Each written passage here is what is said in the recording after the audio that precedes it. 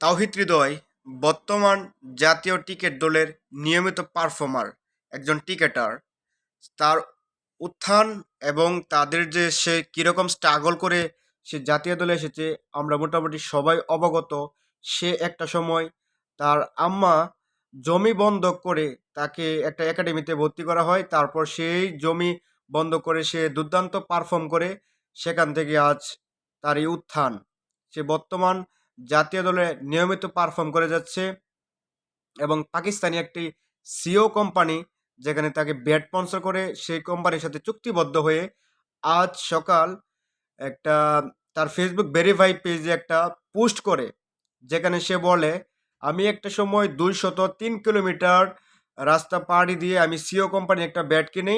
তখন থেকে আমি একটা স্বপ্ন বুনছিলাম যে সিও কোম্পানির কোনো এক সময় আমি স্পন্সর পাবো বা চুক্তিবদ্ধ হবো। এরকম একটা পোস্ট দিয়ে তামিম ইকবালকে ধন্যবাদ জানিয়ে সেই পোস্টটা করে। আর এই পোস্টটা কিছুক্ষণ পরেই সে ডিলিট হয়ে যায়।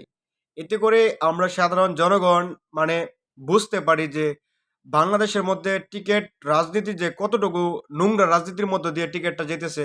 মানে কিসের চাপে সেই পোস্টটা ডিলিট করে ফেললো, মানে এটা সবার মনে একটা প্রশ্ন। তো কাদের এই চাপে কাদের নির্দেশে সে পোস্টটা ডিলিট করে ফেললো তা এখন পর্যন্ত খোলাসা কোনো কিছু না বোঝা গেলেও এটা বোঝা যায় যে দেশের রাজনীতি কতটা নোংরা। তামিম ইকবাল বর্তমান সময়ে সে জাতীয় দলের বাহিরে আছে। সে কিছুদিন আগেও আন্ডার 90 দলের এই সিও কোম্পানির ব্যাট তামিমের হাত ধরেই, বিসিবি টাকা দিল তামিমের হাত ধরে এই ব্যাটগুলো আসে, যেখানে তামিম ইকবাল সিও কোম্পানির সাথে দীর্ঘদিন যাবৎ সে কাজ করে যাচ্ছে। খেলা শুরু থেকে টিকেটে আসার পর থেকে সিও কোম্পানি, বর্তমানও সিও কোম্পানির ব্যাট দিয়ে তামিম ইকবাল খেলে যাচ্ছে। আর সেই হাত ধরে তামিম ইকবালের হাত ধরেই তাওহিদ হৃদয় সে সিও কোম্পানির সাথে চুক্তিবদ্ধ হয়। তাই তামিম ইকবাল একটা ধন্যবাদ পেতেই পারে। সেই ধন্যবাদ দিয়ে পোস্টটা করার সাথে সাথে কিছুক্ষণ পরেই তাওহিদ হৃদয় সেই পোস্টটা ডিলিট করে দেয়। তাতে করে বোঝা যায় যে দেশের এই নোংরা রাজনীতির মধ্যে ইয়া এই নব টিকেটাররা যারা জুনিয়র টিকেটাররা মানে তারা খুবই বিভ্রান্তির মধ্যে আছে। কাদের ইশারায় তাই সেই তাওহিদ হৃদয় সেই পোস্টটা ডিলিট করে দিল। এতে দেশের যে একটা টিকেট, যে একটা রাজনীতির মধ্যে যে আটকাবদ্ধ, একটা নোংরা রাজনীতির মধ্যে আটকাবদ্ধ, তাতে করে খোলাসা হয়ে যায় যে সেই নোংরা রাজনীতির মধ্যে দিয়ে আমাদের টিকেটটা যাচ্ছে। এই টিকেটের কোথায় উন্নতি হবে?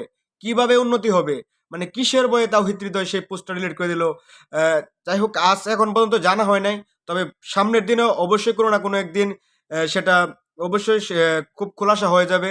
তবে এটা বোঝা যায় যে দেশের এই টিকেটটা খুব নোংরা রাজনীতির মধ্যে দিয়ে যাচ্ছে।